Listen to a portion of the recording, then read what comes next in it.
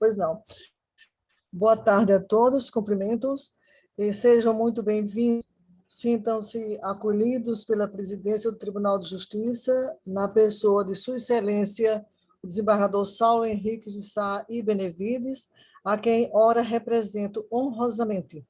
E parabenizo também pela idealização e organização deste webinar, que se junta a outras iniciativas na área de segurança institucional.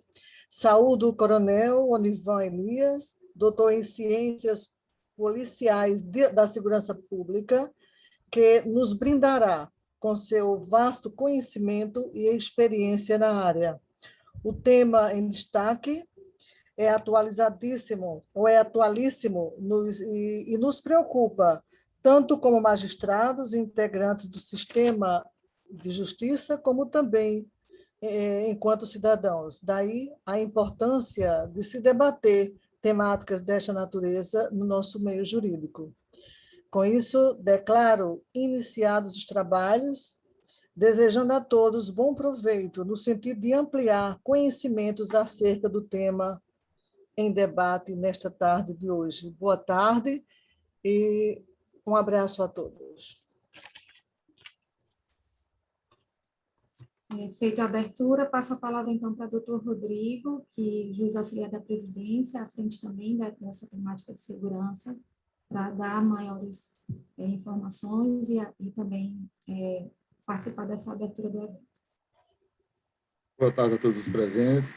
Desembargadora Graça, vice-presidente do Tribunal de Justiça, Coronel Onivan, nosso palestrante da tarde, sejam bem-vindos, Vossa Senhoria, ao Tribunal de Justiça da Paraíba. Bom, o tema é palpitante, o tema é moderno, é útil, diz de perto com as diretrizes do CNJ. Nós sabemos, nós juízes, sabemos que a autonomia do Poder Judiciário está intrinsecamente relacionada à sua independência, né? Não existe juiz independente, imparcial, se não estiver imune a ameaças, a coações, a intromissões, aliciamentos, ou seja, a imparcialidade do magistrado, um atributo do qual não se pode se afastar, diz de perto com a garantia de sua segurança. Então, preocupado com essa segurança que o Tribunal de Justiça, em consonância com as orientações do CNJ, tem adotado inúmeras políticas tendentes a implementar a segurança dos magistrados, servidores e todos aqueles que transitam pelos ambientes forenses do Estado da Paraíba. Desde a gestão anterior do desembargador Márcio Murilo, que se adotou o projeto Acesso Seguro, que é uma recomendação da Resolução 176 do CNJ, com o controle de fluxo dos prédios dos fóruns da Paraíba. Nós temos hoje um Estado muito mais seguro do que nós tínhamos há tempos atrás. O projeto continua firme e em franca ascensão na gestão do desembargador Saulo Benevides. Também concluído o projeto de comarcas de fronteira, a presença de policiais militares no horário do expediente, monitoramento por câmeras e sensores de movimento, enfim, conseguimos reverter verbas que eram levadas à contratação de segurança privada para fazer o melhor aproveitamento em prol do magistrado, do jurisdicionado e de todos aqueles que labutam nos ambientes forenses. A presença do tenente-coronel Onivan aqui conosco é uma satisfação. Além de tudo, é um dever nosso, coronel, porquanto essa resolução a que me referi, a 176 de 2013 do CNJ, diz, no seu artigo 10, que cabe aos tribunais, seja em parceria com polícias ou não, promover atos dessa natureza, notadamente realizar periodicamente cursos, palestras que digam respeito à direção ofensiva, à proteção da pessoa do magistrado, armamento em tiro, em suma, tudo que está no prognóstico e nas intenções da presidência do Tribunal de Justiça, o desembargador Saulo Benevides. E tê-lo conosco é uma enorme satisfação, principalmente pelo seu gabarito. Nós sabemos que Vossa Excelência é uma pessoa extremamente apta a falar sobre segurança aos magistrados, uma vez que é doutor em ciências policiais de segurança pública, de ordem pública, bacharel em segurança pública. Também foi comandante do primeiro grupamento de ações táticas especiais do GAT. Também comandante veterano da Companhia de Polícia de Choque, comandante também do Centro de Pós-Graduação e Pesquisa. É autor de livros relacionados à temática, livro denominado É um Assalto, e se eu reagir? Um Guia de Sobrevivência, lançado em 2020 pela editora Ideia João Pessoa, aqui no estado da Paraíba. Então, tê-lo conosco é uma honra e é, de fato, beber na fonte do conhecimento. Né? Seus predicados dispensam maiores apresentações e, com isso, quero externar a satisfação dos juízes do estado da Paraíba, como bem falou a desembargadora Graça, e estamos todos a brindar, nos sentimos brindados com os conhecimentos que nos serão transmitidos. Eu queria dizer, Carol, passo a palavra a você. Obrigada, doutor Rodrigo. Então, antes de passar a palavra para o coronel, iniciar a palestra propriamente dita, eu gostaria de passar alguns informes. Estamos nesse evento em formato de webinar, de fato, onde somente os palestrantes, né, e a desembargadora Graça, doutor Rodrigo, coronel, e eu que estou auxiliando nessa mediação, que aparecemos em tela e temos os nossos microfones ativados. Os demais participantes que se inscreveram e tiveram acesso ao link e estão aqui presentes, podem participar com perguntas no ícone inferior da sua tela, no ícone que se chama Q e A. São perguntas, ali os senhores podem registrar perguntas, que ao final teremos esse momento onde repassarei para o coronel, o próprio coronel também pode acessar, né, e ir respondendo. A gente fez uma pré-inscrição para ter uma noção do interesse, né, e desse público. Tivemos até a tarde de hoje 253 inscrições, a maior parte concentrada dentro do tribunal, entre servidores e magistrados, muitos oficiais de justiça. Temos também colegas de outros tribunais, advogados, participantes da OAB, Ministério Público, Poder Executivo, da própria Polícia Militar. Então, está bem disseminado aí a participação.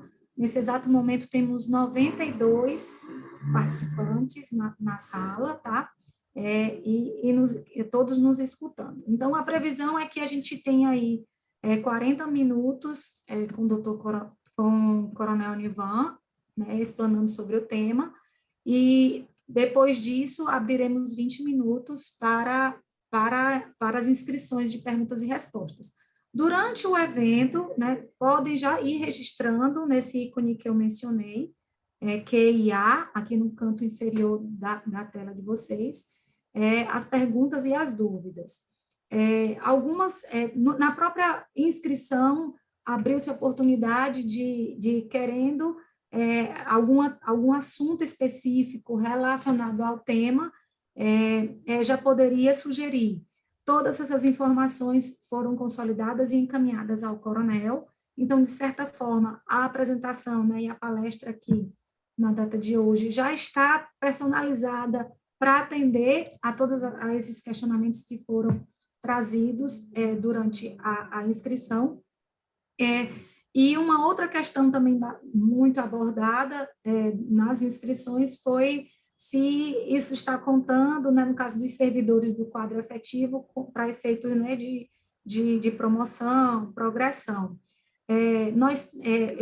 Preciso registrar a todos que esse é um primeiro evento desse projeto que é Segurança em Pauta. Tá? O presidente tem a intenção de repetir, né, em outros temas, mas dentro dessa temática principal, Segurança em Pauta, e a ideia é que nas últimas quintas-feiras de cada mês, esse evento se repita. A gente vai aprimorar, esse é um primeiro momento, né, e esse aprimoramento é no envolvimento da ESMA, tanto na expedição de certificado e a possibilidade ou não de agregar o curso, essa capacitação para efeitos de promoção. Esse de hoje ainda não, tá? Para os servidores que questionaram muito isso durante a pré-inscrição.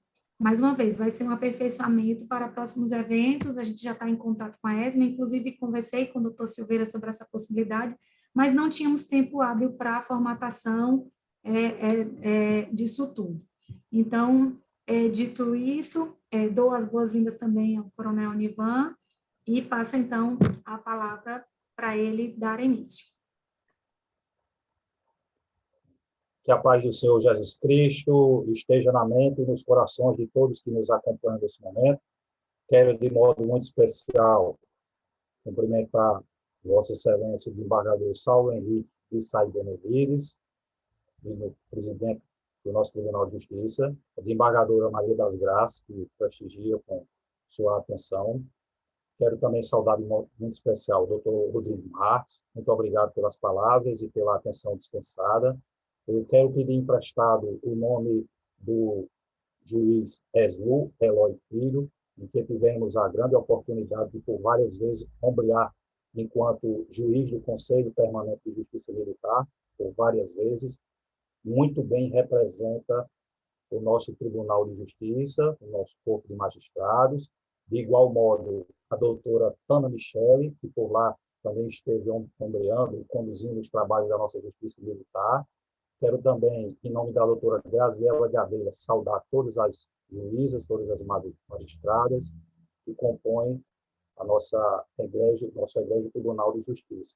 De igual modo especial, quero cumprimentar o oficial de Justiça José Bandeira e Luiz Luna, em nome dos quais quero cumprimentar todos os oficiais de Justiça, servidores que compõem o nosso Poder Judiciário. Sintam-se todos com a devida distância sanitária, né, mas sintam-se, por gentileza, abraçados e devidamente cumprimentados. Renovar o agradecimento por tão honroso e de altíssima responsabilidade em ser, assim, o pioneiro desse projeto Segurança em Pauta. De modo também muito especial, muito fraterno, agradecer a Carol por todo o apoio, todo o incentivo. E, Carol, vamos agora torcer, desejar que a tecnologia também nos ajude. Eu vou pedir licença agora para compartilhar a tela, Carol. Vou fazer aqui o nosso compartilhamento para darmos início. Eu vou precisar só que você me dê um feedback, Carol, como está recebendo aí. Eu vou colocar aqui em tela cheia. Está tudo ok? Então, tudo bem. Esse é o nosso tema, né? É um assalto e se eu reagir. Nós vamos seguir esse percurso. Eu vou colocar aqui qual o nosso objetivo geral da nossa fala. Em seguida, eu vou passar uma série de vídeos, de casos concretos, reais, sobre a temática, justamente para já inspirar e estimular os debates e perguntas futuras.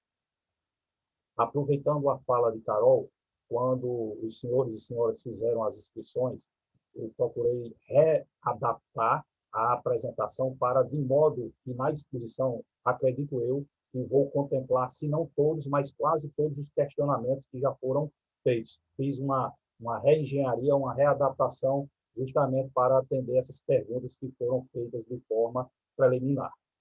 Muito bem. Na segunda parte, nós vamos trabalhar aqui algumas coisas estatísticas, né? O que é que os números nacionais dizem em relação a isso, Brasil e Paraíba. Vamos passear um pouco aí no processo de seleção das vítimas, como os criminosos escolhem as vítimas através de pesquisa científica. Vamos trabalhar também a questão da vitimologia e o pensamento, né, de pessoas que foram vítimas, notadamente, de sequestro relâmpago, os fatores que influenciam para a sobrevivência e minimizar esse fenômeno da vitimização pelo roubo e, infelizmente, pelo latrocínio. Então, o nosso objetivo hoje vai ser exatamente discutir a dinâmica dos crimes de roubo ou latrocínio, né, que são os roubos com a consequência morte da vítima, contextualizando-a, ou seja, essa dinâmica no cenário nacional, com ênfase na sobrevivência da vítima. O nosso foco é sempre a sobrevivência da vítima. Mas, antes disso, eu quero fazer uma homenagem aqui muito especial, muito calorosa, digna e merecedora a um garoto que eu vi nascer na Polícia Militar. O nome dele chama-se Álvaro Cavalcante Filho, e aí, no lado esquerdo, estava em 1998, ainda como aluno do nosso colégio da Polícia Militar.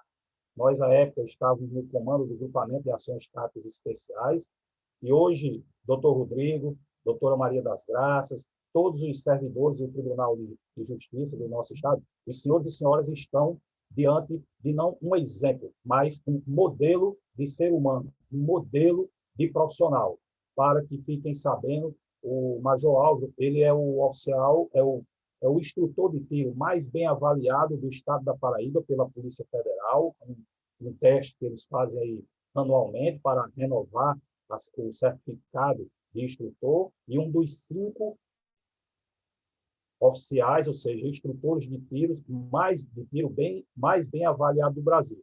Então, os senhores têm o que a gente pode chamar de top 5 ou top of mind na parte de tiro. É um oficial que já está muito experimentado no campo operacional, no campo administrativo, no campo logístico e no campo pedagógico. O Álvaro, ele reúne todas essas condições, esses pré-requisitos, e eu resumiria numa frase, doutor Rodrigo, se eu pudesse resumir uma frase, o perfil do nosso Major Álvaro qualquer documento que ele me enviar, eu assino de olho fechado, em branco. Eu daria um cheque em branco. Então, é a honra e a capacidade desse jovem oficial que vi nascer, crescer e hoje já desponta aí no cenário nacional. Parabéns a Álvaro, parabéns ao Tribunal de Justiça, ao doutor Saulo Henrique, pelo convite. Não nego que fiquei um pouco de ciúme, porque a Polícia Militar perdeu aí um dos seus grandes talentos. Bom, a Escritura Sagrada já diz: o ladrão vem apenas para matar, roubar e destruir, já está previsto lá em João 10:10, e o papel da vítima é exatamente evitar que isso aconteça. O ladrão, o criminoso, ele está cumprindo a sua tarefa.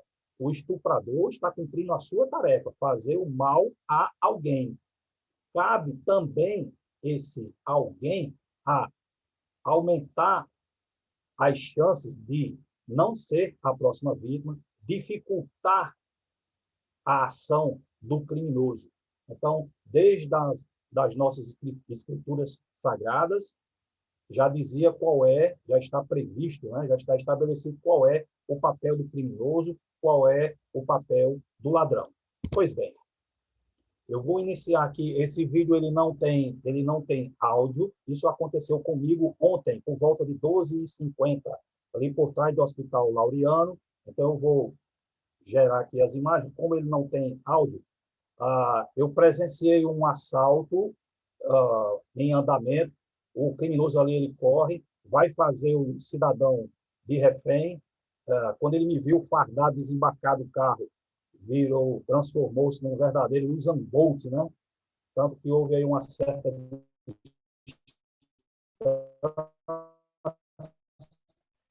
E aí, para preservar, nós evitamos de efetuar disparos para não colocar a integridade física da vítima em risco. Então, o criminoso acabou saindo aí com o cidadão, nós acompanhamos visualmente, mas um pouco mais à frente, aí, em torno de 1 quilômetro à frente, ele saiu do carro e liberou a vítima. O resultado é que, graças a Deus, todas as vítimas estão devidamente ilesas. Eu trago esse outro vídeo, aconteceu aqui em Manaíra. Nós vamos observar que essa senhora que está com uma vassoura vai efetuar uma reação e coloca o criminoso para correr. Então, é uma situação que nós chamamos, houve um cenário, aconteceu na cidade de Fortaleza, uma mulher luta pela sua bolsa e vai conseguir êxito nessa ação, ou seja, nós estamos exemplificando 2 casos ocorridos com mulheres que reagiram e tiveram êxito. o que para nós é ter êxito. Saíram com vida, independente se teve o bem subtraído ou não. Em ambos os casos, nenhuma das mulheres tiveram os seus bens subtraídos. Aqui nós vamos mostrar 2 vídeos em que, embora a vítima não reagiu, embora a vítima tenha colaborado totalmente com o criminoso, ainda assim, infelizmente, tiveram as suas vidas, lamentavelmente, ceifadas. Então, como falamos, o ladrão vem tão somente para matar, para roubar e para destruir. Portanto, a vítima, embora colaborativa, esse primeiro caso, bem como nesse segundo caso, isso não foi garantia da integridade física da vítima. Né? Então, é exatamente sobre isso que nós vamos discutir. Reagir ou não, isso é garantia de sobrevivência? Nós trazemos aqui também isso que nós chamamos de pensamento de vítima, ou seja, algumas pessoas pensam assim, isso nunca vai acontecer comigo. Acontece sim, podem acreditar nisso. E aí eu trago mais 2 manchetes. O comandante-geral da Polícia Militar do Estado da Bahia foi assaltado enquanto caminhava na orla marítima, bem como o comandante-geral da Polícia Militar de Maceió, meu grande amigo, fizemos cursos juntos, né? Nós chamamos de canga, né? Aquele colega que é o companheiro de turma para todos os exercícios, grande amigo, grande profissional, ambos tiveram, infelizmente, a oportunidade de também serem vítimas. Porém, para nós, é o que mais importa, saíram vivos. Então, isso é o que nós chamamos de pensamento de vítima. Entrando na primeira parte do desenvolvimento, ou seja, o que é que os números em nível de Brasil vão nos direcionar? Os dados recém-publicados do SINESP, né, do Sistema de Estatística de Segurança Pública do Ministério da Justiça e Segurança Pública, mostra que no Brasil nós tivemos aí, entre 2015 e 2020, até dezembro de 2020, esses dados foram recentemente publicados e atualizados, mais de 1.400.000 casos registrados oficialmente de roubos de veículo e roubo de carga, ao passo que latrocínio nós tivemos aí registrados 11.640. Ou seja, isso nos dá um percentual de 99% dos casos de roubo e 1% desses cenários, infelizmente, terminaram com a vítima tendo sua vida ceifada. Ou seja, a probabilidade de uma pessoa perder a vida num crime de roubo no Brasil, de acordo com esses dados, podemos dizer sim que é muito pequena. Eu diria assim, estatisticamente falando, que é raro, que não é impactante, não é significante, embora sabemos que todas as vidas importam e é o nosso foco, enquanto pesquisador, enquanto estudioso, é que a vida da vítima tem prioridade máxima. E, falando ainda estatisticamente, sabemos que vários casos de roubos não são notificados. Há, sim, no Brasil, eu vou chamar de cultura de subnotificação. Então, se de fato computássemos todos os roubos, pessoas a pé, bicicleta, carro, moto, etc., e comparássemos com os números de latrocínio, certamente esse percentual de latrocínios seriam ainda menores. Porém, como podemos observar, tivemos aí pelo menos 11.640 vítimas, pessoas que tiveram suas histórias de vidas interrompidas violentamente. Em termos de Paraíba, o nosso anuário de 2020 da Secretaria de Segurança Pública vai nos mostrar que, no período de 2012, por exemplo, a 2020, nós tivemos aí o total de 97 casos de latrocínio, né? Os crimes violentos letais intencionais decorrentes aí de crimes de roubo, com variações de ano a ano, ou seja, também são vidas perdidas. Nós temos aí uma taxa, né, uma baixa comparativa entre 2019 e 2020, desses crimes de roubo de motocicleta, de automóvel, furto de motocicleta, furto de automóvel, enfim. Então, os números da nossa Secretaria de Segurança mostram uma tendência de queda, porém, em números ainda elevados, números absolutos, ou seja, nós temos aí mais de 5.000 casos registrados, apenas aqueles que chegam ao conhecimento das diversas delegacias de polícia no nosso estado da Paraíba, além do telefone de emergência 190.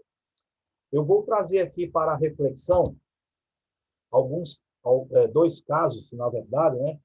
3 casos, que chamam a atenção para a segurança institucional, não só do nosso Tribunal de Justiça da Paraíba, mas de todos os tribunais federais e estaduais do Brasil. Então, nós tivemos aí esse caso ocorrido ainda lá nos idos 1999, né? Nós tivemos esse outro caso aqui mais recente, no ano 2004. Então, esses casos nos servem para alertar, despertar. Não existe segurança 100%. Não deveria existir o pensamento de vítima. Isso não acontece conosco. Acontece sim. Esse caso aqui, eu vou exibir o vídeo, ficou muito famoso, vamos dizer assim, em 2016, um evento em que uma juíza foi pega como refém durante uma audiência. Eu vou exibir aqui um trecho do vídeo. Calma. Eu quero te ajudar, pô. Agora, já pedimos, tá vindo, ó. Tá vindo. Não se arma, pô. Fica calmo. Ninguém quer te prejudicar. Ela é inocente. Não, só um pouquinho. 10 vezes! Mais uma! Você não viu? Você não viu? Tá filmado. Tá filmado isso aí? Tá. Agora tá televisão.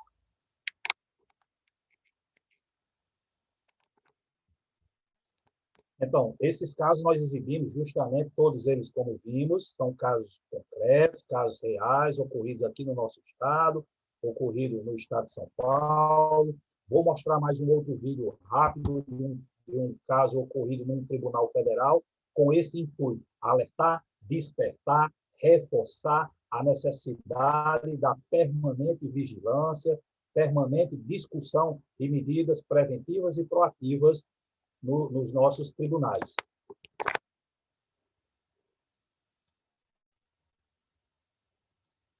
Fantástico, Valda, mostrando como nem mesmo um fórum da Justiça Federal consegue escapar da ação de criminosos. Processos importantes foram roubados dentro do gabinete de um juiz em São Paulo. A Polícia Federal está atrás do mandante do crime, como você vê agora na reportagem de Eduardo Faustino. Esse edifício era para ser absolutamente seguro. Mas o atrevimento de um homem mostrou que nem mesmo um prédio da Justiça Federal em São Paulo está protegido do crime. Para conseguir o que queria, o bandido só precisou contactar quem tem acesso a praticamente tudo lá dentro. O pessoal da limpeza é que faria o serviço sujo. No dia 21 de setembro, uma colega minha de serviço chegou em mim falando que tinha um esquema para ganhar dinheiro. Essa mulher, que pediu para não ser identificada, era uma das faxineiras da empresa encarregada de limpar o prédio da Justiça Federal. Era para tirar processo da sala, daqui da Federal, e que seria R$1.000, entendeu?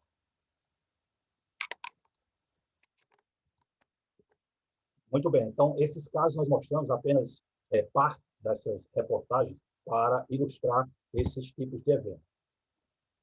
Processo de seleção das vítimas. Nós vamos mostrar aqui, de forma bem breve, uma pesquisa que foi feita por esses 2 pesquisadores da Universidade de Nova York, nos Estados Unidos, foi feita em 1981, em que eles mostraram um vídeo de 7 segundos.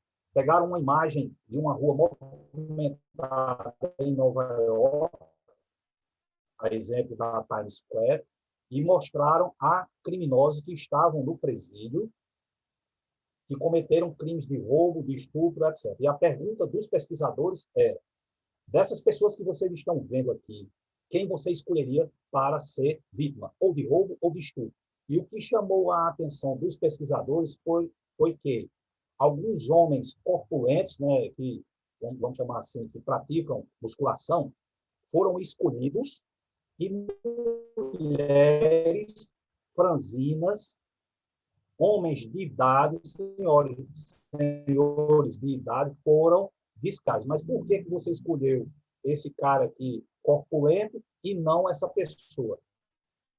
Os criminosos não sabiam responder. Não, eu escolhi, mas não sabiam por quê. E aí, o que foi que os pesquisadores fizeram? Pegaram esses vídeos das pessoas em que eles escolheram, os criminosos escolheram, e essas pessoas que foram escolhidas tinham comportamentos em comum. 3 deles.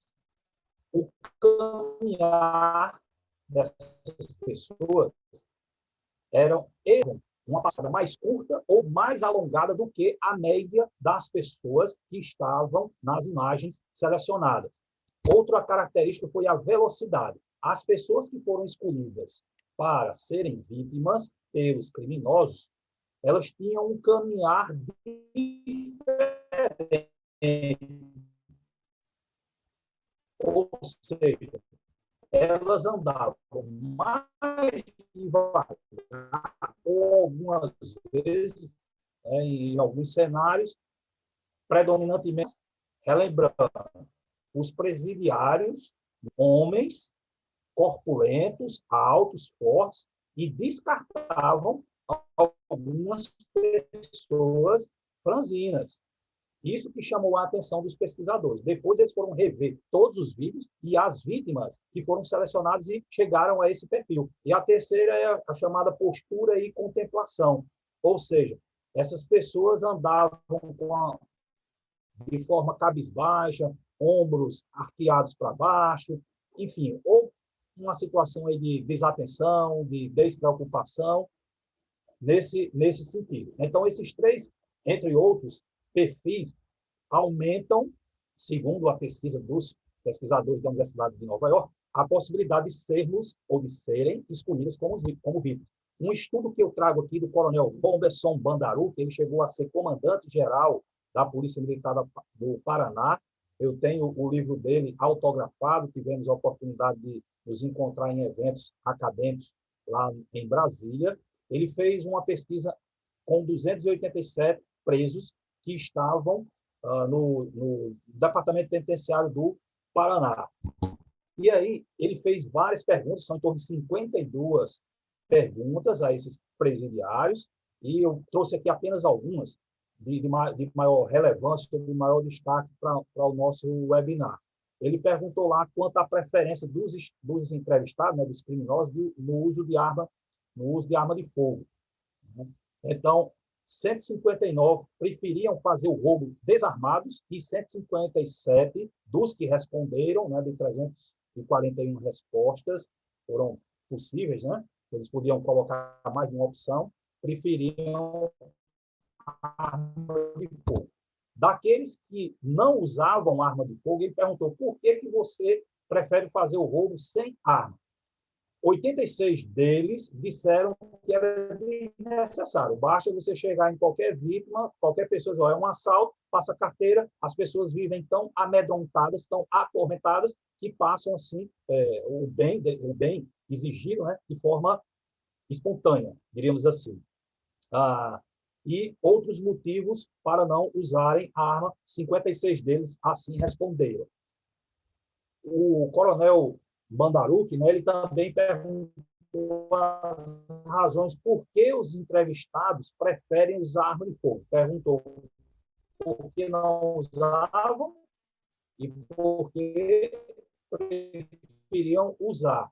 50 usavam arma de fogo para sentir-se mais seguros.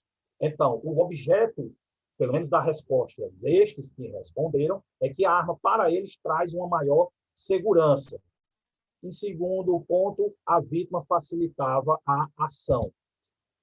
A preferência dos entrevistados quanto ao sexo da vítima. Diferente do senso comum, essa aí é uma pesquisa, eu tenho outra também que vai nessa mesma direção, os criminosos preferem assaltar, roubar homens a mulheres. Na explicação deles, por que homens e não as mulheres? A justificativa é, as mulheres elas são imprevisíveis, elas gritam, elas esperneiam, elas chamam a atenção. O homem, em geral, pelo machismo, por qualquer outro sentimento, ele tem vergonha de pedir socorro. Ele sente-se que é um fraco, um frágil. Isso, para o homem, não é, assim, não é de bom ouvinte. Então, como nos crimes de roubo, o objetivo é o ocultismo e a rapidez, ou seja, fazer o crime o mais rápido possível e sem ser visto, as mulheres, com a conduta de gritar, espernear, chamar a atenção, quebram, pelo menos, o pilar do ocultismo, segundo os criminosos entrevistados. Outro ponto que o coronel observou e perguntou aos criminosos foi no tocante a algumas características, outras características de vítimas preferidas para serem roubadas. 98 respondentes disseram que era o carro que usava, ou seja, o carro chama a atenção. Depois, as joias que estavam ostentando mostravam pertences e o vidro do carro estava baixo. Então, o ladrão ele estava, vamos dizer assim, até de folga, né? Não queria nem roubar naquele dia. Mas uma vítima, a depender do veículo, a depender das joias, o vidro do carro estava baixo ou estava exibindo pertences, despertou a atenção do criminoso. Esse é um processo de seleção de vítimas. Sabendo disso, já podemos adotar medidas preventivas, proativas, ou seja, não ostentação de bens no veículo, né? Quando sair do veículo, não deixar nada em cima de banco, etc. Andar sempre com o vidro do carro levantado, enfim. Outra coisa que chamavam a atenção dos criminosos para a seleção de vítimas, exatamente daqueles que preferem roubar carteiras, né, os punguistas, é exatamente a falta de atenção da vítima. Ou seja, isso também já nos orienta a uma medida preventiva. Eu vou sair à rua, então eu tenho que estar com um planejamento em mente e atenção. Planejamento e atenção. Eu vou sair do meu carro, vou entrar por aquela porta, ou vou entrar naquela garagem, enfim, ficar observando se tem pessoas com comportamentos diferentes daquele ponto, ou seja, a partir do momento que eu mostro a atenção, que eu estou atento, eu diminuo a possibilidade. Não que isso, de forma isolada, vai evitar de ser assaltado, mas, no mínimo, você diminui as chances de ser vítima. Entre uma pessoa que está atenta e uma que está desatenta, certamente o criminoso vai escolher a segunda pessoa. Aqui nós trazemos um estudo, né, inicialmente aqui do Robert Manderson, né? Ele é um dos caras que primeiro cunhou esse estudo da vitimologia. Então, ele nos mostra, o Benjamin Mendelsohn, né, lá da Inglaterra, ele nos mostra que as vítimas, por vezes, de forma inconsciente, provocam a sua morte ou lesão.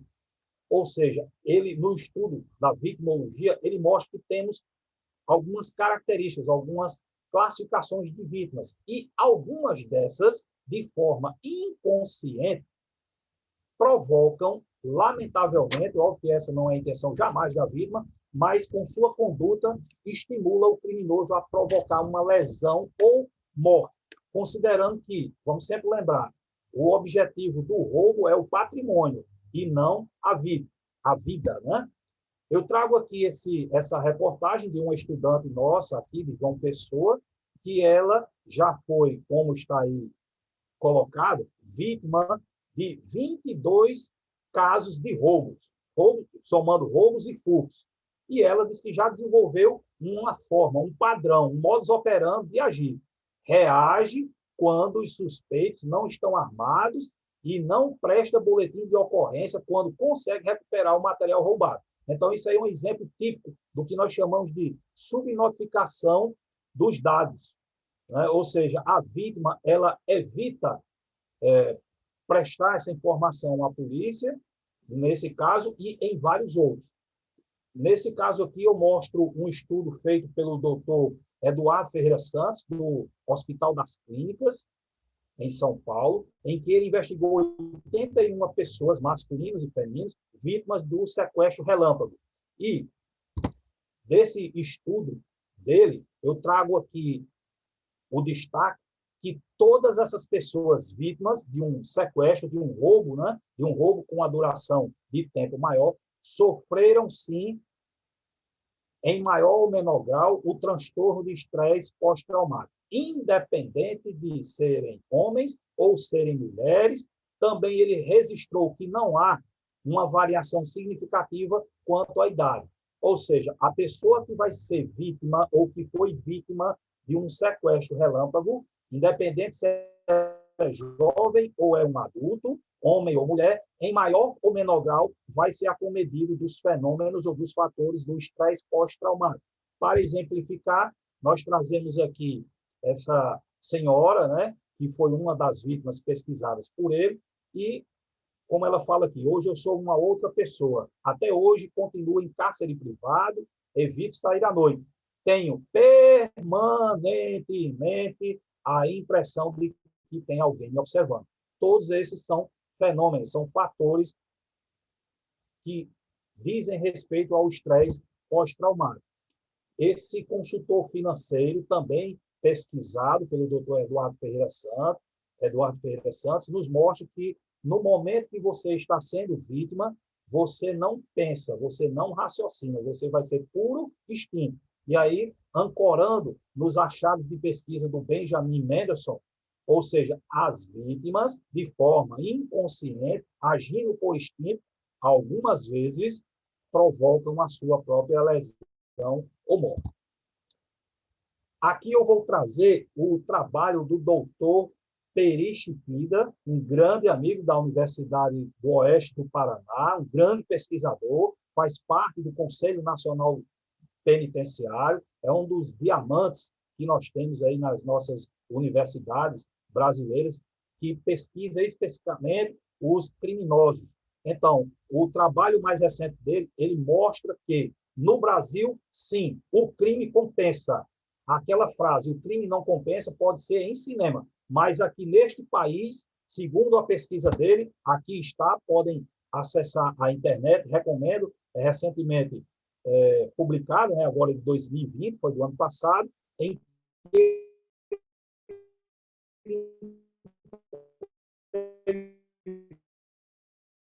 estou 302 criminosos que estavam em Rio Grande do Sul. E aí eu faço o destaque, né, o parcela dos presos, os retornos econômicos foram mais... Coronel, acho que sua internet deu uma falhada, Coronel. Coronel, acho que deu uma falhada na internet agora, bem grande. Se eu puder repetir aí essa última parte, depois que você abriu essa tela. Tá. Vou voltar aqui. Você está vendo essa tela no Brasil, crime compensa, ok? Agora o resumo, não é isso? Então, o doutor Peri Chipida, ele afirma no seu artigo, agora recém-editado, que sim, no Brasil, cometer crimes contra o patrimônio compensa para o criminoso. Operações, como aí eu não entro no mérito da questão, mas Operação Calvário, Operação Lava Jato, mostra um artigo científico que sim. E nesse estudo eu fiz questão aí no trabalho do professor Peri Chipida, né, mostra que os criminosos são falas dos próprios criminosos. Para praticamente 70% deles, eles não acreditam no sistema judiciário.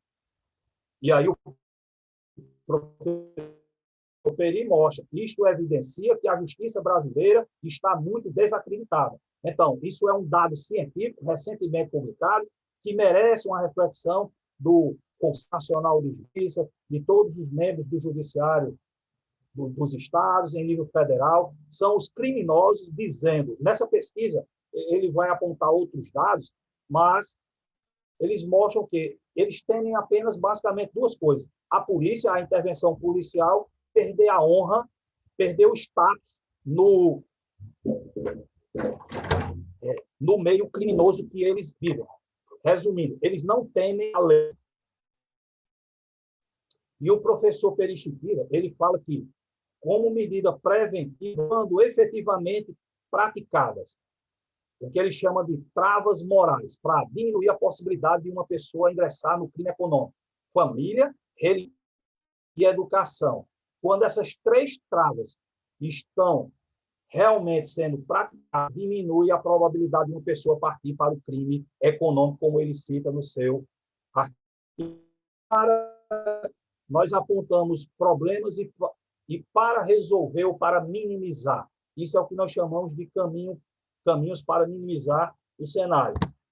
O encerramento da nossa exposição e ficando à disposição para perguntas, questionamentos. Esse é o livro que tem como coautoria o nosso major, Valdomiro Bandeira de Souza Neto. É um livro que nós publicamos aí já a segunda edição. E aí nós justamente vamos apresentar os dados da nossa pesquisa, mostrando que as pessoas que reagiram, os policiais, especificamente os policiais, que reagiram, fizeram atos, condutas de reação, saíram ilesos em 58,9%.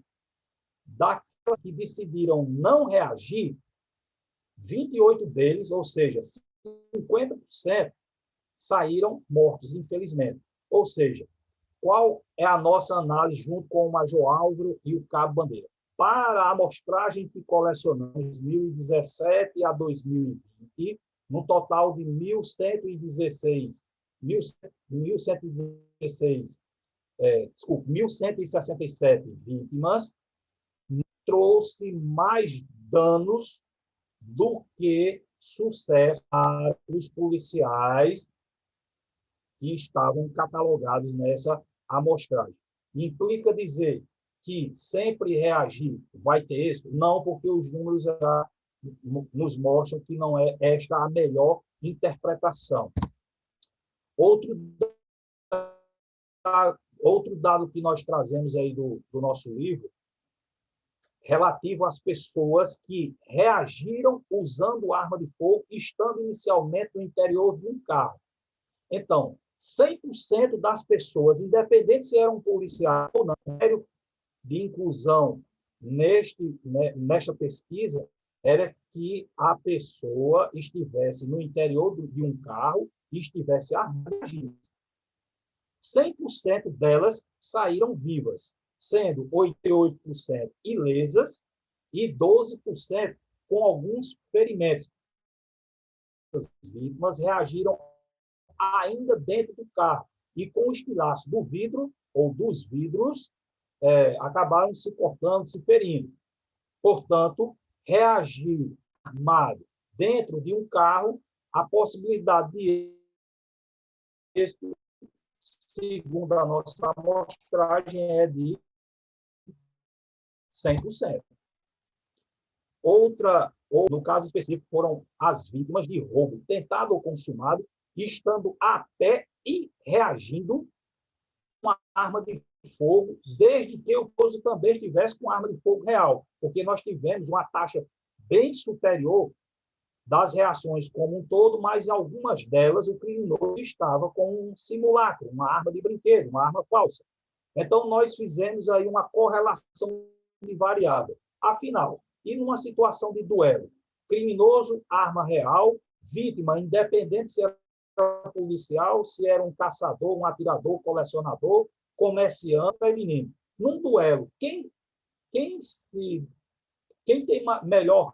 Então, no caso aí, as vítimas saíram em 79% dos casos ilesas, 8% aí com alguma lesão, algum ferimento, né? E 3% tiveram suas vidas ceifadas. Ou seja, o que é que isso nos leva a considerar? Que nesta amostragem, reagir armado também teve mais êxito do que revés, embora a maioria dessas pessoas, dessas vítimas, eram policiais, ou militares, ou civis, federais, ou rodoviários.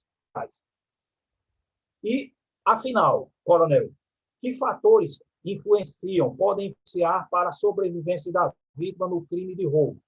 Em equipe, em parceria com o Major Álvaro e o Cabo Bandeira, após aí quase 8 anos, praticamente, né, nós estamos pesquisando, catalogando, estudando, fazendo entrevistas, sendo vítimas desse tipo de crime. Nós chegamos a 4 fatores que, na nossa ótica, influenciam para que as pessoas sobrevivam a um crime de roubo, ou seja, não sejam vítimas de patrocínio.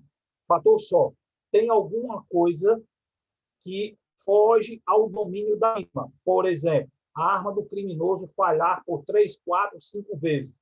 A vítima não tem como influenciar isso, essa pane na arma diretamente. Então, nós acreditamos na nossa fé cristã. Eu sou católico praticante, Álvaro e são evangélicos, então, nosso Senhor Jesus Cristo, nós atribuímos da nossa fé a Deus. Mas, em termos acadêmicos ou termos de pesquisa, nós usamos esse termo genérico só. É um fator que nós não explicamos. Por que a arma falhou quando o criminoso atirou por 3, 4 vezes, ou ele conseguiu errar a uma distância de 1,5 metro, 2 metros, 3, 4, 5 disparos. Treinamento mental. Nós entendemos que as pessoas, quando fazem o uso mental, ou seja, se acontecer comigo, o que eu faria? Ou, se acontecer comigo, o que eu farei? Fazendo esse treinamento mental, em acontecendo, as pessoas que adotam essa postura terão melhores condutas, melhores comportamentos. Ou seja, serem as pessoas, as vítimas, né, as potenciais vítimas, serem submetidas a um treinamento prático de como, na hora de embarcar e desembarcar de um veículo, de sua moto, se for vítima, como se comportar durante aqueles segundos. E quando nós falamos segundos, são literalmente segundos, de 3, 4 segundos, principalmente os segundos iniciais. E, por fim, o que chamamos de inversão da surpresa.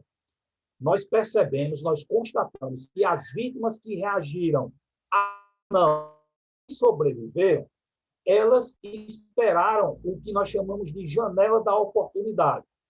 A surpresa inicial, o fator inicial surpresa, está a favor do criminoso no momento da abordagem.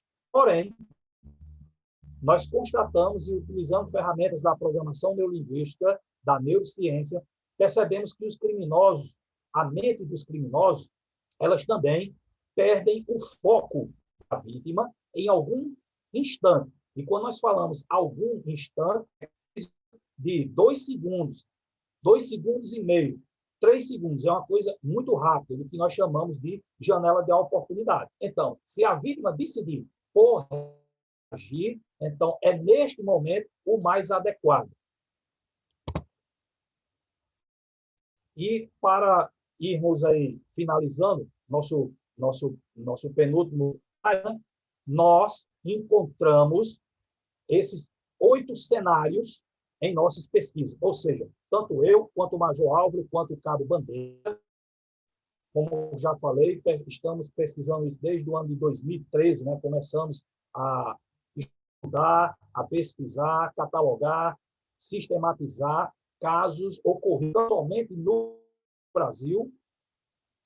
Concluímos que esses 8 cenários, nós temos evidências, ou seja, nós temos casos para justificar. Aquela pessoa que diz, eu estou desarmado, vou reagir, isso é garantia de sobrevivência? Eu estou desarmado, não vou reagir, isso é garantia de sobrevivência?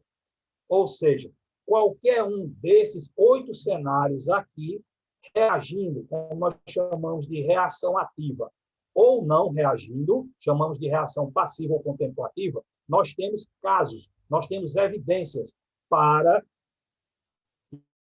ilustrar, para exemplificar esses 8 cenários. E aqui é o trabalho que nós começamos em 2016, na Polícia Militar do Estado da Paraíba. Infelizmente, por decisões superiores, esse projeto foi momentaneamente extinto. Esperamos que a mentalidade dos gestores aí mudem e que a gente retome esse projeto. 2016, 2017, 2018, 2019, conseguimos ampliar e praticar esse treinamento, chamamos de workshop de proteção pessoal, dividido em 3 níveis.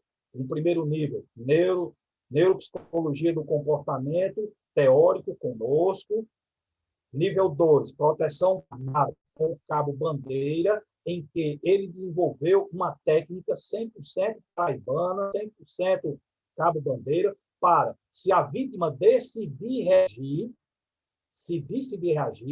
como fazer isso com segurança, a partir do acervo de mais de 1.500 vídeos que nós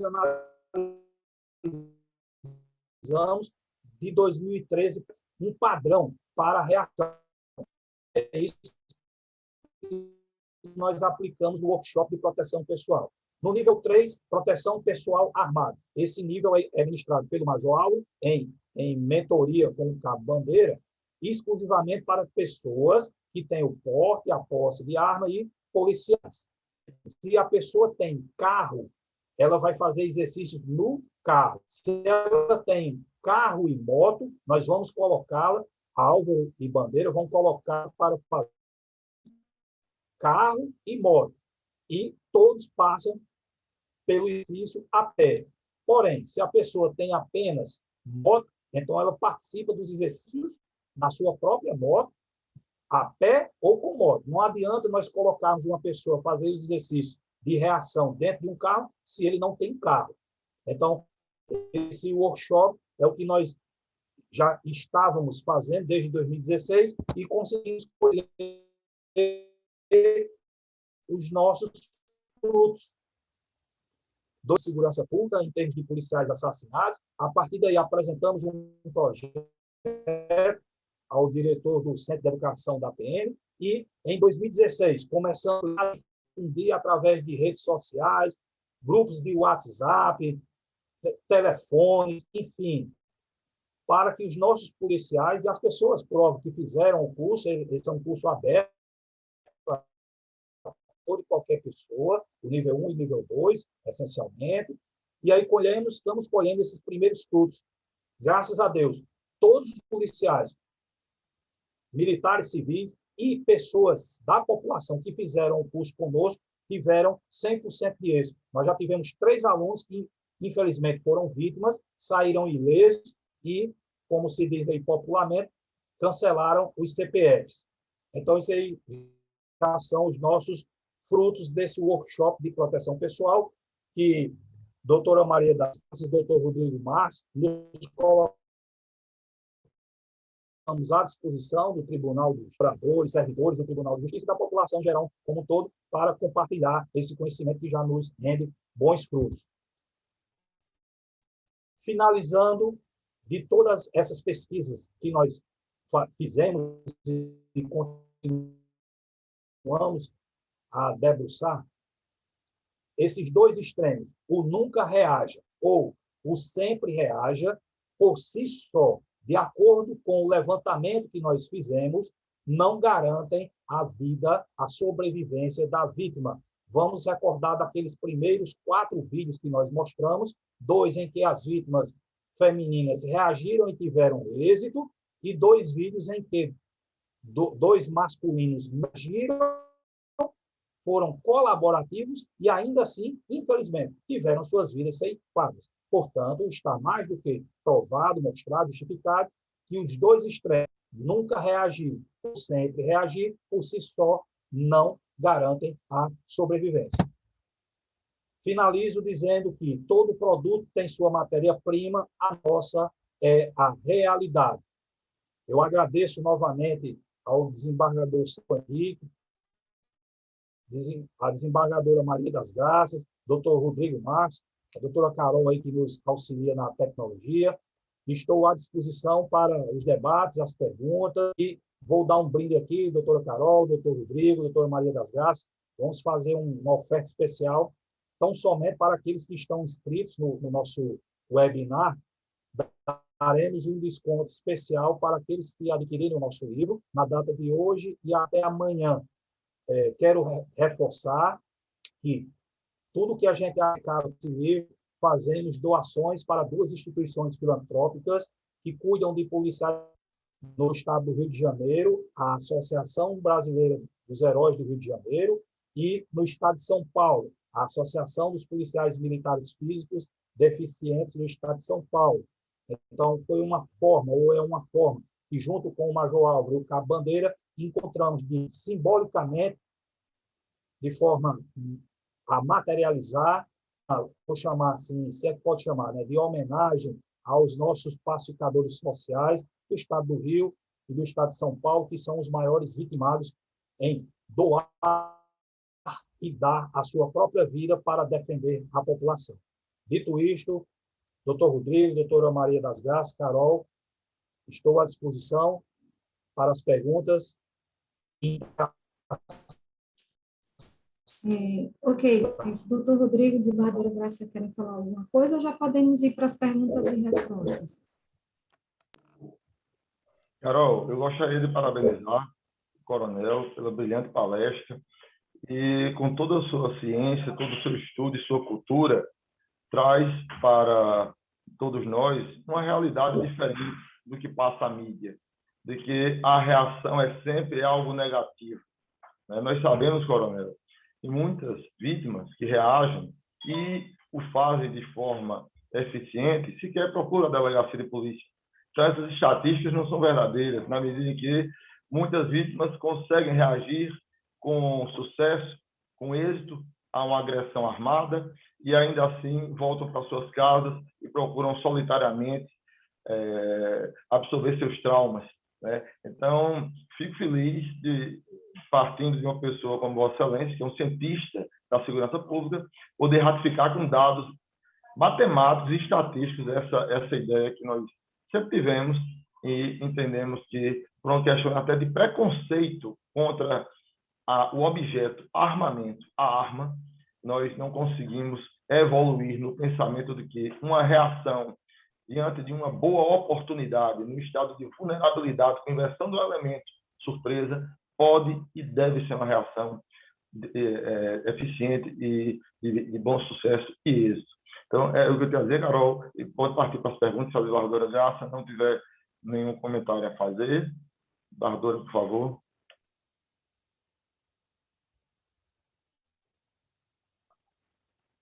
Microfone desligado, desembargadora Graça.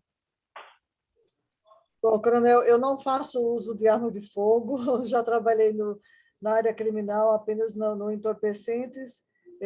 Nos últimos anos, antes de entrar no Tribunal de Justiça, mas eu quero dizer que é o momento que diz o que você vai reagir, o que você não vai, se você pode ou não reagir. Eu acho que é uma questão do momento. Aquelas mulheres que reagiram e tiveram sorte, elas tiveram sorte realmente, até mesmo pela condição de mulher, elas usaram a bolsa ali e se livraram dos agressores. Mas a exposição de Vossa Excelência foi muito importante, prendeu a atenção de todos nós, acredito sim. Eu não sei se vai ter alguma participação externa ou de quem está assistindo, ou externa eu quero dizer, de quem está participando e quem está assistindo, se inscreveu para assistir. Mas eu penso que o tribunal não deve ficar somente nesse evento de hoje,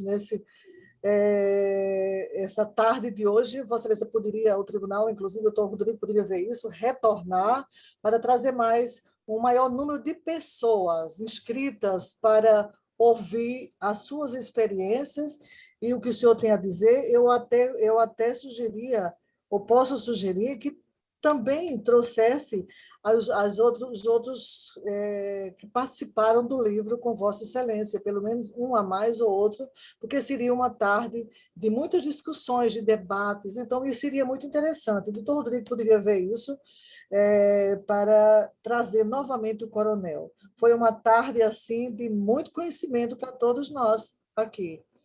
Viu, coronel? Principalmente para quem atua, não só para o cidadão, mas para quem atua também na área do crime, porque isso pode até sair.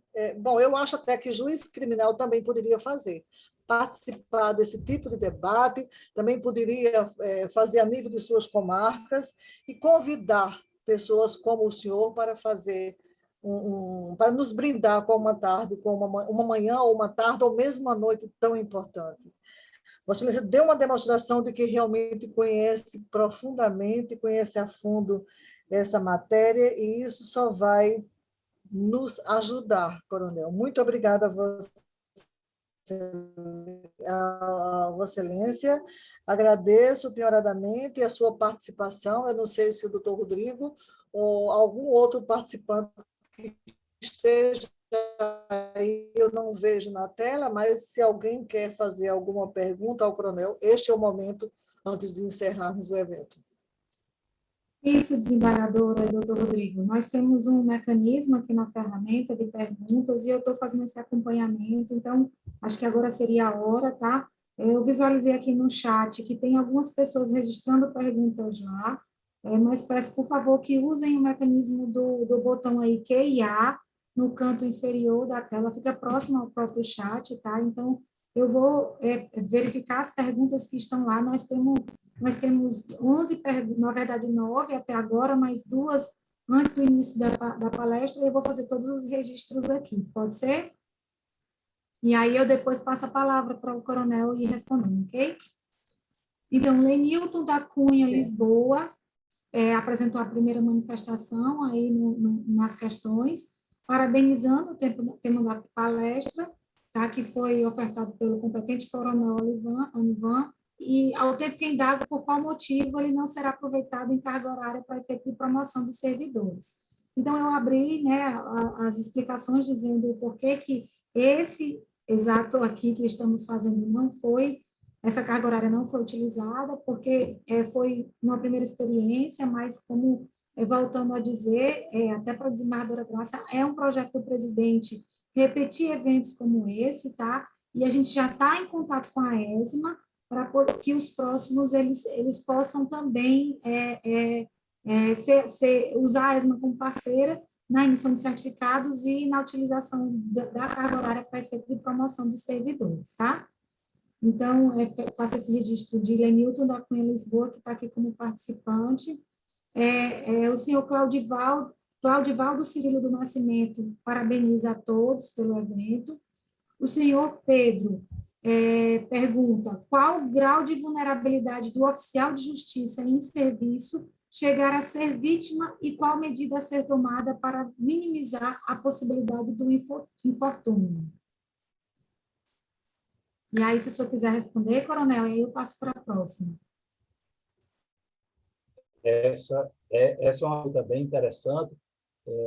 Como uma pesquisador, enfim, como um curioso, vamos chamar assim, dessa matéria, é sempre bom, é muito importante termos o diagnóstico. Afinal, quantos oficiais de justiça, no caso específico da Paraíba, nós tivemos vitimados, por exemplo, nos últimos 10, 15, 20 anos? Naturalmente, por óbvio, isso eu dialogo bastante com o nosso amigo Joselito Bandeira, e temos a oportunidade de nos encontrarmos, né? Que a profissão policial, a profissão de juiz, a profissão de promotor, ela é de risco permanente, é inerente ao risco.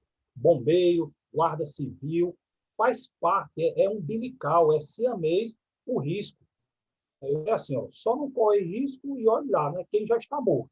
Mas você nasceu, já está correndo risco de morrer. Agora, o que as profissões, instituições e profissionais podem fazer, e é o que fazemos nas corporações, enfim, é dotarmos de treinamentos, de equipamentos para minimizar os riscos, as lesões aos seus funcionários. O que eu oriento é fazer um estudo, um levantamento, 8, 10, 15 anos, verificar quais são os hotspots, ou seja, os pontos críticos em os nossos amigos e irmãos oficiais de justiça no estado da Paraíba são agredidos, que tipo de agressão é essa? A partir deste diagnóstico, aí sim, trabalhar um mais específico para a categoria. É como eu penso. Ok, doutor Adilson Fabrício também esteve presente, não sei se ele permanece aqui no evento, e ele parabeniza também a todos pela palestra, Coronel Onivan também.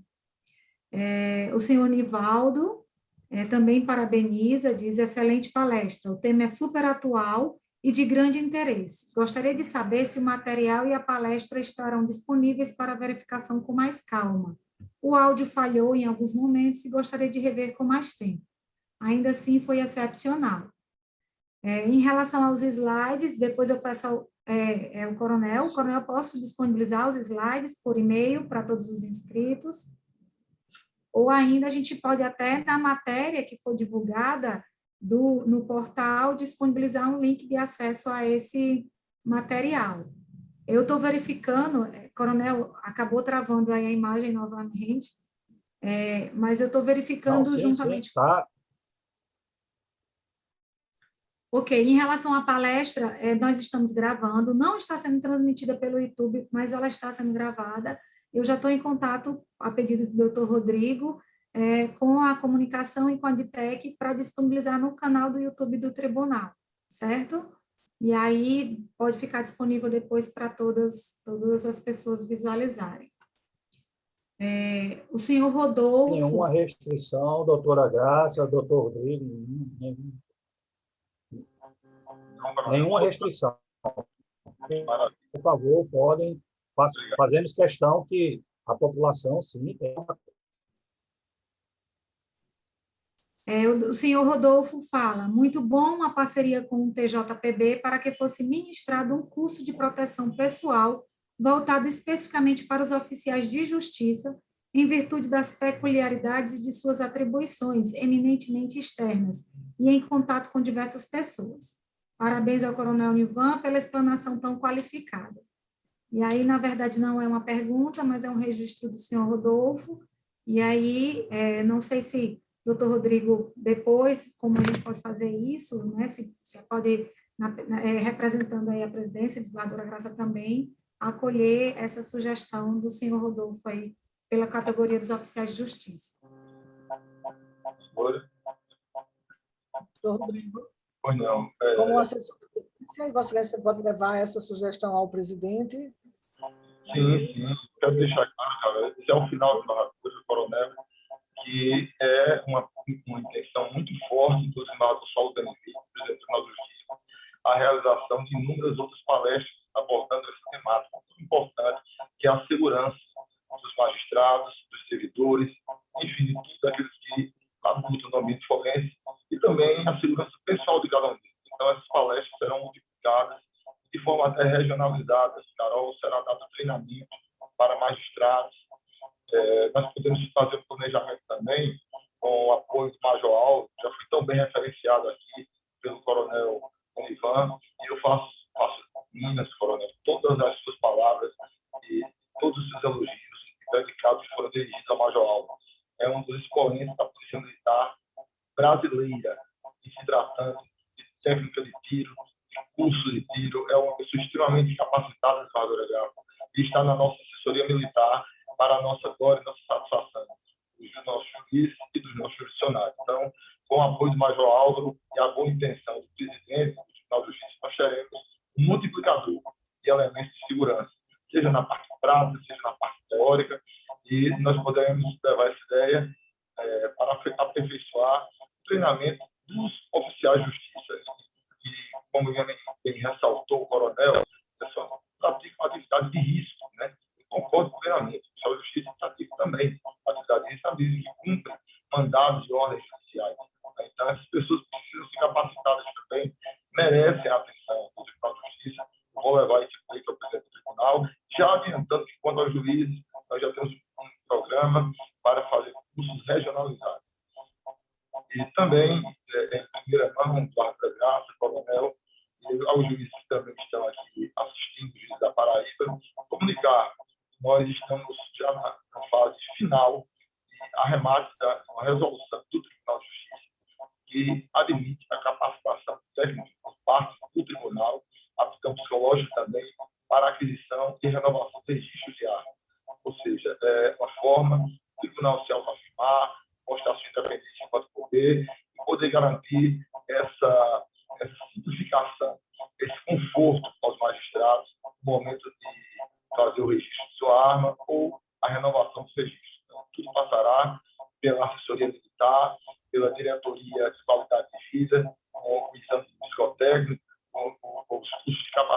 seguiram na forma de foi deliberado pelo CNJ há pouco tempo.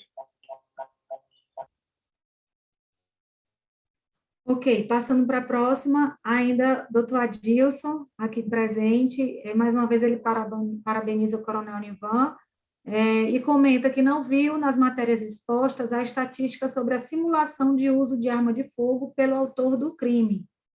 Nós que estamos à frente da instrução criminal, pelo menos na visão do doutor Adilson, né, constata que cerca de 95% dos assaltantes que simulam estarem usando arma de fogo não estão armados. Gostaria de sugerir que essa pesquisa conste desse excelente trabalho. E aí agradece por fim. Gostaria de comentar alguma coisa, Coronel? Sim, dentro da nossa pesquisa, excelente colocação, né? Não podia ser diferente vindo do senhor, nós constatamos a questão do tempo, né? Mas no nosso livro isso está devidamente detalhado, um percentual bem considerável dos criminosos preferem usar o simulacro.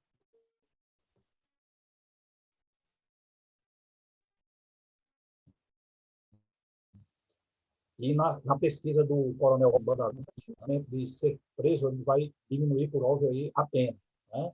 Enfim, mas eu posso disponibilizar outros materiais que vão nessa mesma direção. Obrigado.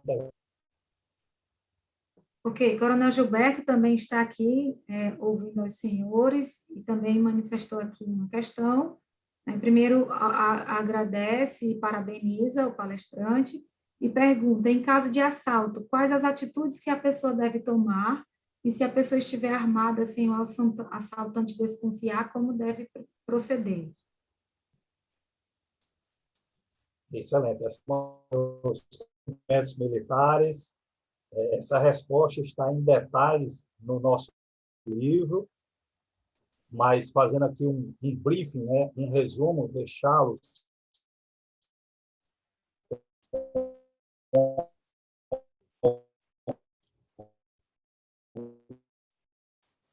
Coronel, infelizmente, acho que a internet está um pouco ruim aí e está falhando o seu áudio. Evidente, prático. Está falhando? Agora voltou. Se o senhor puder repetir, a gente não escutou nada anterior, depois da pergunta do coronel. Ok. Então, eu comentava que isso é exatamente o nosso esforço que está... Então, eu comentava que tanto eu, Bandeira, quanto o Major Álvaro, como humanos de nossas famílias, desejamos voltar todos os dias vivos para casa. Daí que, desde 2013, nos dedicamos a entender isso até para, caso sejamos novamente vítimas, continuarmos a voltar vivos para casa. Então, de forma bem sucinta, porque isso no livro está devidamente detalhado, eu recomendaria o seguinte: no primeiro instante, é o que nós chamamos de obediência inteligente. É um termo que, junto com Álvaro e Bandeira, desenvolvemos. A surpresa está a favor do criminoso. Então, ele está com uma arma real ou uma faca.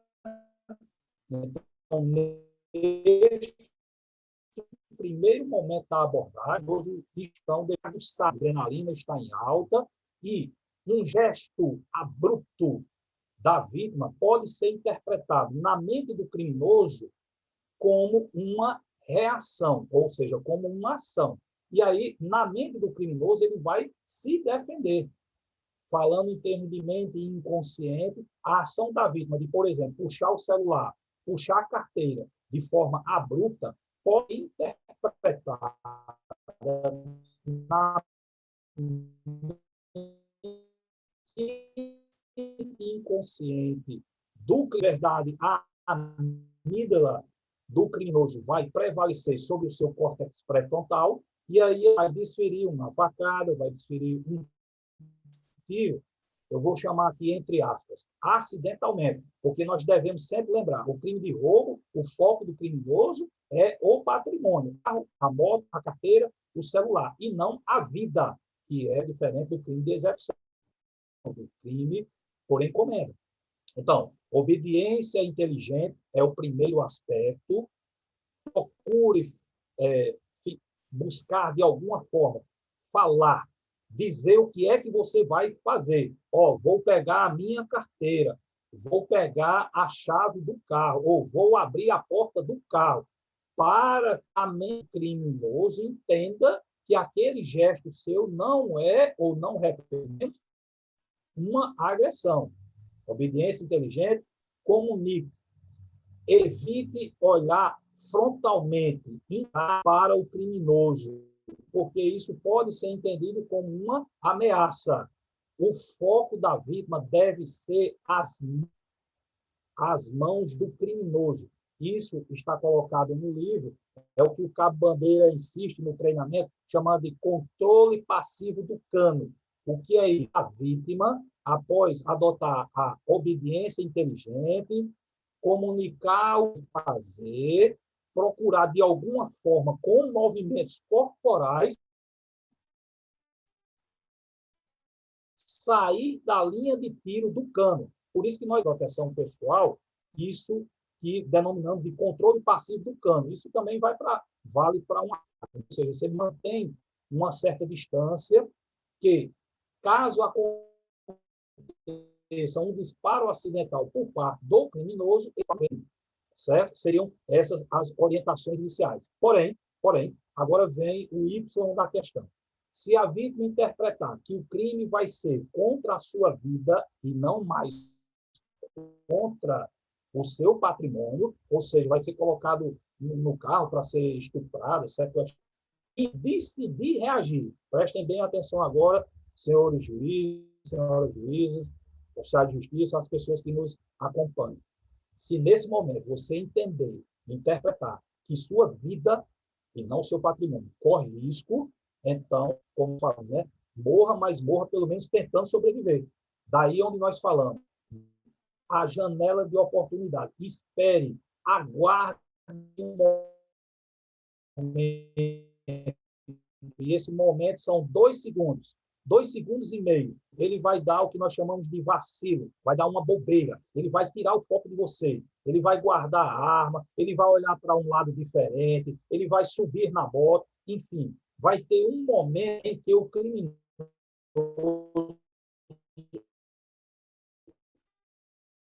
a mente do criminoso não conseguir reagir. Aí sim, este é o momento da reação. E a reação, pelas chagas que o profeta derramou na cruz.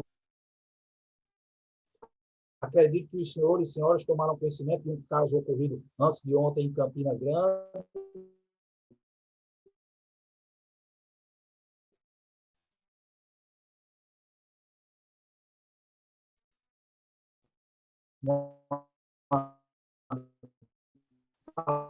Coronel, agora ficou ruim mesmo, parou tudo.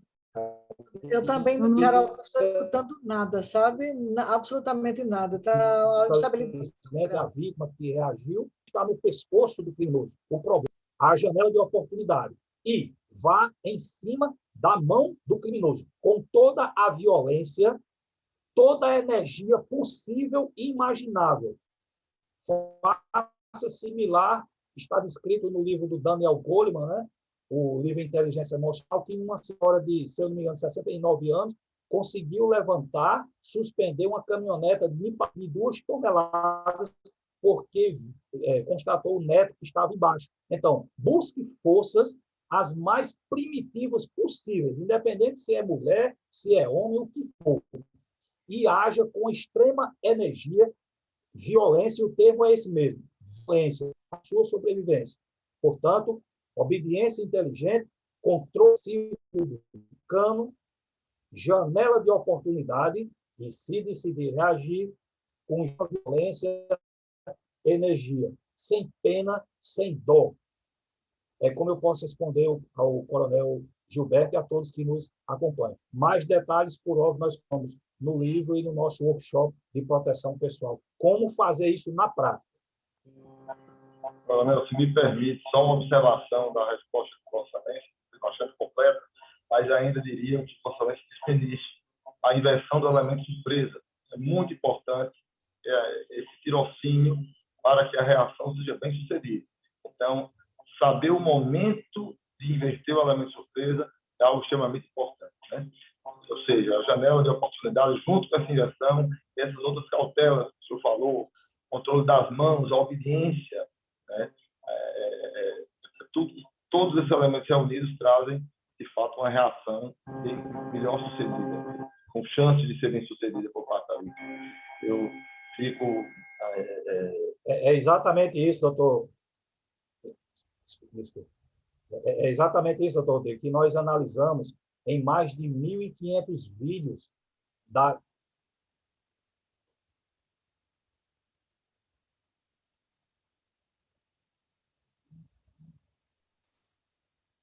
Doutor Rodrigo está sem áudio. Sim, com áudio, Carol. Pois não. Agora sim. Posso passar para a próxima? Só me permita aqui, isso, só reforçando o que o senhor está falando, é exatamente isso que nós analisamos em mais de 1.500 vídeos, né, das vítimas que reagiram de forma bem-sucedida.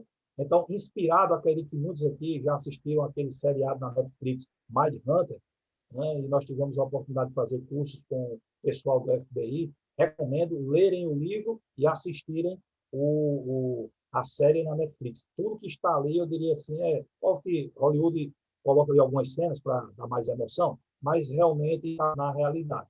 Então, nós seguimos esse padrão da unidade de ciência comparada do FBI e importamos para o nosso livro, para a nossa pesquisa. Ou seja, usando as ferramentas da PNL e da hipnose, nós trouxemos o seguinte: as vítimas que reagiram, observamos as condutas delas e que se deram bem, ou seja, tiveram êxito. E as vítimas que reagiram e, infelizmente, não tiveram êxito. E nós encontramos um perfil para um e para outros. Sumarizamos em obediência inteligente, controle passivo do cano, inversão da surpresa. E aí, quando decidir, realmente não pode ser um yoga, gosto muito de yoga, eventualmente pratico, não. Tem que ser, eu diria, como diz lá na minha cidade estou, né? Tem que ser o cão chupando manga, a besta fera nos coros, na minha amada e querida cidade Sorriso de Sul. Ok, então temos ainda colegas de outras comarcas, e aqui vai um colega da comarca de Picuí. Nos últimos tempos, a empresa Taurus tem sofrido muitas críticas em face de falhas de alguns modelos de pistola. Como escolher uma boa arma de fogo?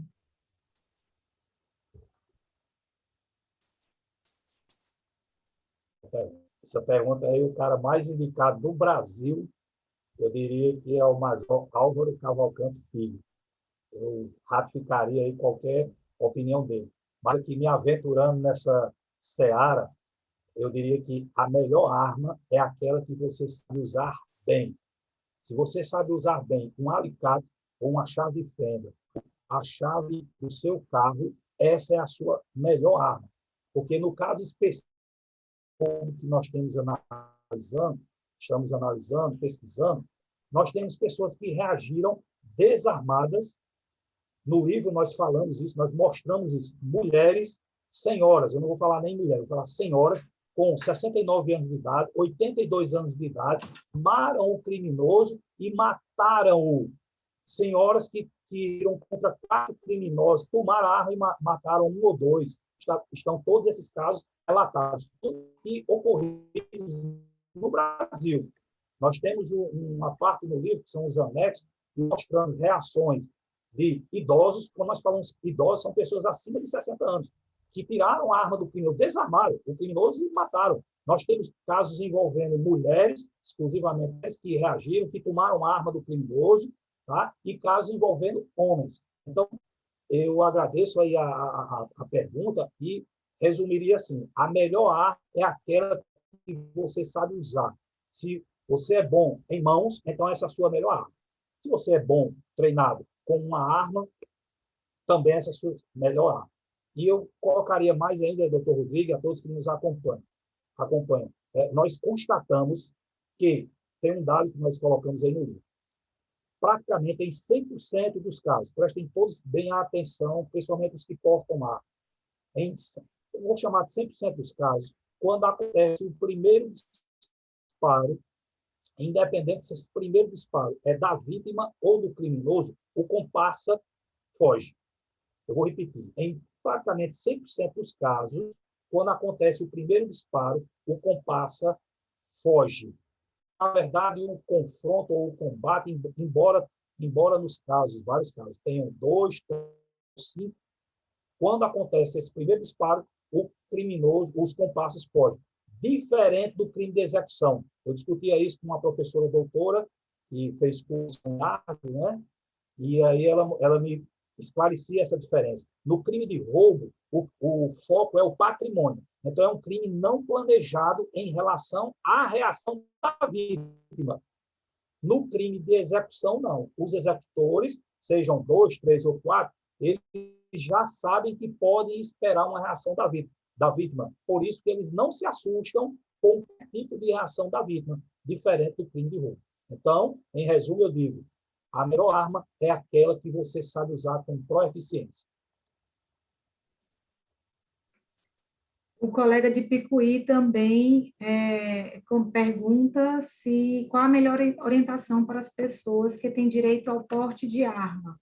Deve sempre andar armado para eventual defesa pessoal? Primeiro, treinem constantemente. Treinem em casa, treinem no stand com a devida segurança. Estejam sempre alertas. E a decisão, a escolha é extremamente individual. É o que nós falamos no nosso workshop de proteção pessoal, tanto eu quanto o Cabo Bandeira e o Major Álvaro. É um mantra, é um paradigma nosso. E o decide, você decide o que para mim não necessariamente vai servir para os senhores. Exemplo muito prática. Eu sou canhoto, tanto na perna quanto na mão. Então, os exercícios de tiros que são colocados para quem é destro não servem, basicamente, para mim. A reação que eu faço, que eu treino estando no meu carro, não para os senhores que são e senhoras que são destros. Então, nós colocamos, a coisa tem que ser personalizada. Se você vai comprar uma arma, então, treine com essa arma, esteja exímio no uso dessa arma, aumente sua atenção e seu planejamento. Nós, como eu falei no início, doutor Rodrigo, desembargadora Graça, estamos também aqui presentes alguns colegas de outros tribunais, tá? E aí, em uma das perguntas, o oficial de justiça Cristiano, do TJ Maranhão, pergunta se existe algum curso de segurança voltada para oficiais de justiça e se existir, se outros tribunais podem participar.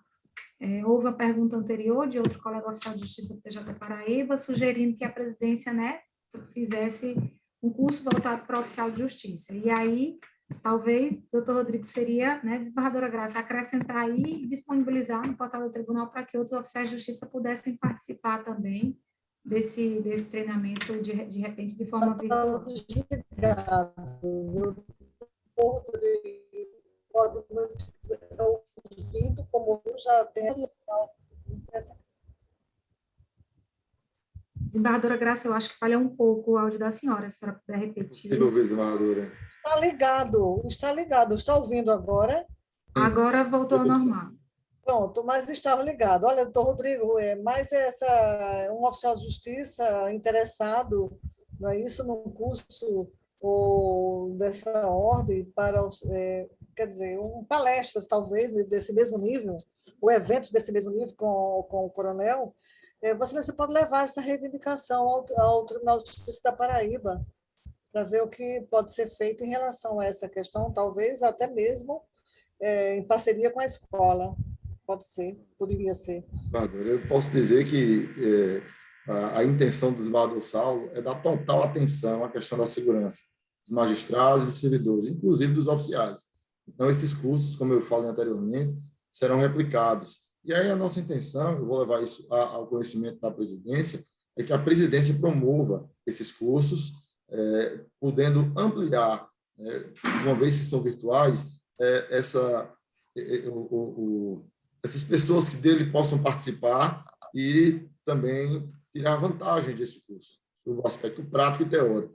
Certamente o desembargador Saulo, eu digo aqui, coronel, é um atirador, é CAC, um colecionador de armas, é uma pessoa que gosta de armamento, é um atirador praticante. A internet não está ajudando hoje, a conexão está horrível. E, certamente é a ideia dele, quando trouxe o Major Álvaro, que é um grande professor de tiro para o tribunal, levar à frente essa política de segurança de magistrados e servidores. Então, desembargador Graça, a probabilidade disso ser acolhido é muito grande, de nós estendermos essas instruções também aos servidores do tribunal, notadamente os oficiais de justiça. E, estando gravadas as palestras, as orientações, elas passam a ser nacionais. Talvez o Tribunal de Justiça da Paraíba possa ser uma referência no Brasil nesse aspecto. E nós estamos trabalhando para isso. Eu sei que o desembargador Saulo é um presidente que é bem preocupado com esse aspecto e acredito que nos próximos meses vai se consolidar de uma forma concreta no Tribunal de Justiça da Paraíba. O Major Álvaro também aqui, participante do evento. Carol, só um momento. A pergunta do oficial de justiça foi ao coronel ou foi ao tribunal? Na verdade, ele não direcionou, tá? Ele perguntou ao tribunal como um todo. Obrigada. Então, a Major Álvaro também se manifesta aqui na aplicação, parabenizando o Tribunal de Justiça pela iniciativa e agradecendo a referência elogiosa feita pelo palestrante, mestre e amigo Coronel Nivan. Também temos aqui uma participação da segunda vara mista de Monteiro. Para quem tem honra. Ainda não também conheço. Eu ainda não o conheço. Também temos a participação da... Obrigada. Então, temos também a participação da segunda vara mista de Monteiro, e a pessoa pergunta: o senhor dispõe de estatísticas sobre abordagens com e sem busca pessoal, efetuada pelo perpetrador em detrimento da vítima, tateamento da cintura com o uso das mãos? Qual o impacto dessa nova cultura da criminalidade no mindset do combatente urbano e na escolha do EDC? Acho que é Dr. Rodrigo Augusto, segunda vara mista de Monteiro, né? Coronel, acho que é direcionado ao senhor, né? Excelente. Isso, excelente. Esse é o novo, o novo caminho que, junto com Álvaro e Bandeira, estamos agora trabalhando. Os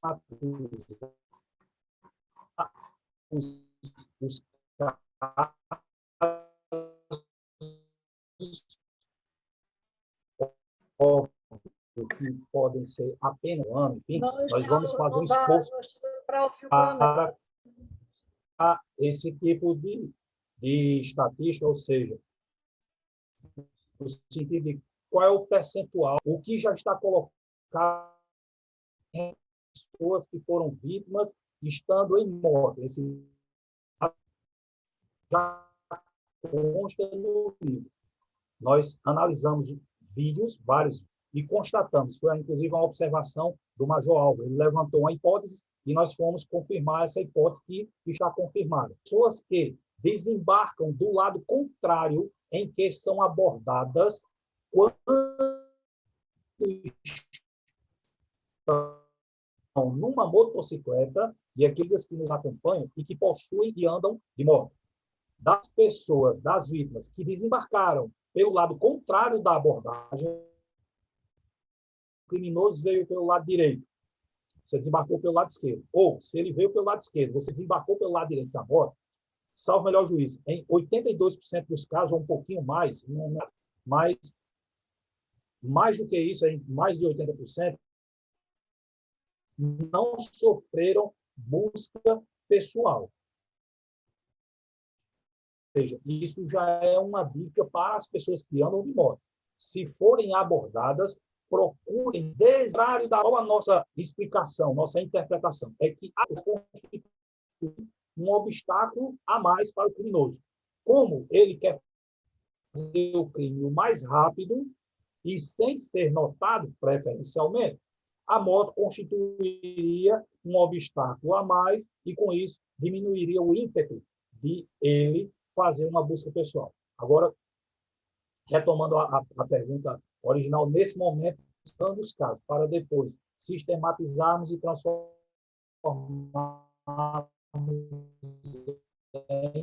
em dados estatísticos. Nós temos ainda 6 perguntas. Eu dou continuidade, porque a programação original encerraríamos às 17h30, mas posso trazer aqui, desembargadora Graça, doutor Rodrigo, coronel, as perguntas remanescentes que ainda faltam. Carol, nós teríamos a disponibilidade do coronel, né? A disponibilidade, se ele terá condições. O som, a transmissão não está boa de forma alguma, eu não escuto o coronel, também não estou escutando você, apenas quando você falou dessas 6 perguntas, Carol. Mudo aqui, deu para ouvir o que falei? Deu sim, desembargadora. De fato, o áudio do coronel cortou algumas vezes, mais ainda nessa última pergunta. Tá? Mas o que ela quer saber, coronel, a desembargadora, era se a disponibilidade do senhor, né? E se a gente consegue repassar essas perguntas. Ainda essas 6 perguntas, né? Isso. E a sugestão. Pronto, e a sugestão que eu dou é eu passar para o senhor, coronel, todas as perguntas que foram feitas aqui, e o senhor tentar, resumidamente, depois, redigir uma resposta e, junto com esse material, encaminhar para todos os participantes em virtude das falhas que ocorreram aqui durante o evento. Estou à disposição até 7h30 de amanhã, que eu tenho aula, mas até 7h30 estou à disposição. A rede do coronel é baixa, entende? Está dizendo aqui, aparece a imagem, a largura de banda de rede do coronel Onivan Elias é baixa. Daí eu tenho impressão, não entendo muito dessa coisa, mas eu acho que é exatamente aí que está atrapalhando a conexão. Coronel, Vossa Excelência fica à vontade, se aceita a sugestão de Carol, ou se estende, mas já são 17h48.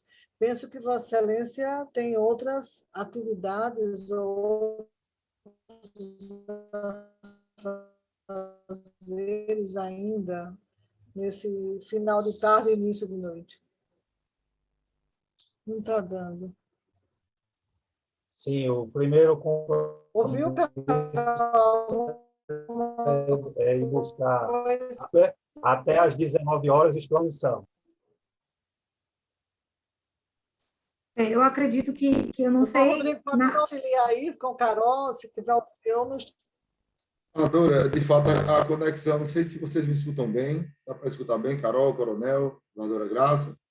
A sua é muito boa. Que bom, Coronel. Coronel, então, a sugestão da desembargadora é que o senhor responda essas perguntas por escrito, em razão da deficiência da conexão, né? Não é isso, desembargador? Em razão do adiantado da hora também. Exato. Doutor Rodrigo, se puder encerrar o evento, Vossa Excelência, por favor, encerre o evento aí, eu não estou escutando absolutamente.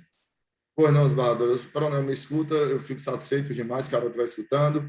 Bom, eu quero dizer, eu falo por mim e também na parte pequena que me cabe falar em nome do presidente, aqui quem representa a desembargadora Graça, mas como assessor auxiliar do presidente, eu quero agradecer a Vossa Excelência, dizer que foi muito, muito enriquecedora a sua palestra.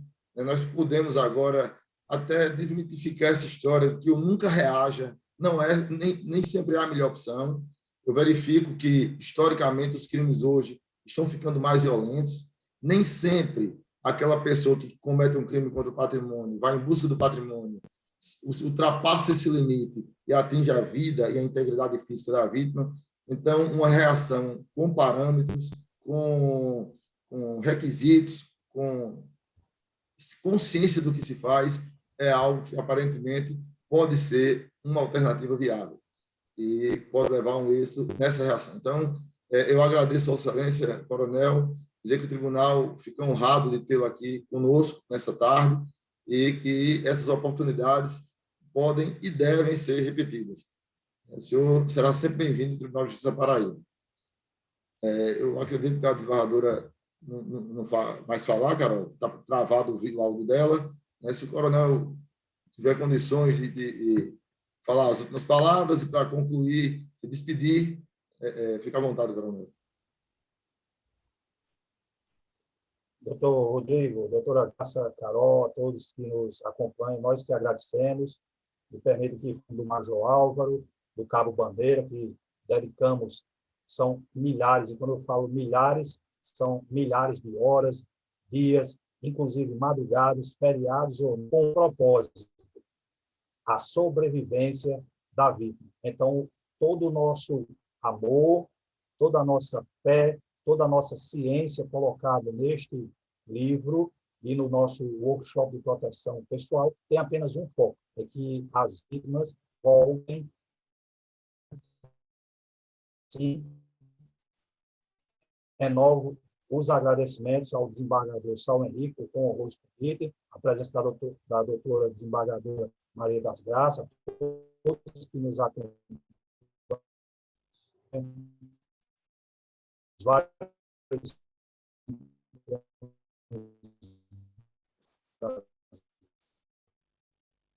A conexão não está boa, Carol, mas dá para entender que o coronel está agradecendo ao presidente. É isso. Não perdemos bem, não é isso? Esse final foi terrível, sabe? Deu para a todos. Saúde e vida longa. Até logo, coronel. Muito obrigada pela palestra. Então, boa noite a todos. Enviarei para os e-mails cadastrados, senhores, todos aqui participantes ainda, todo o material que o coronel Onivan disponibilizou.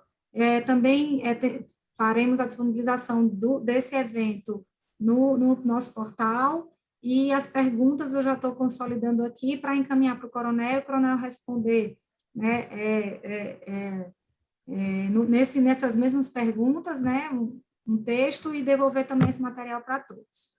Então, boa noite, não, boa tarde boa noite ainda. A todos, boa noite. E até mais. Boa noite. Até logo. Doutor Rodrigo, um abraço. Excelente evento, os comentários são ótimos, sabe? Muitos comentários bons.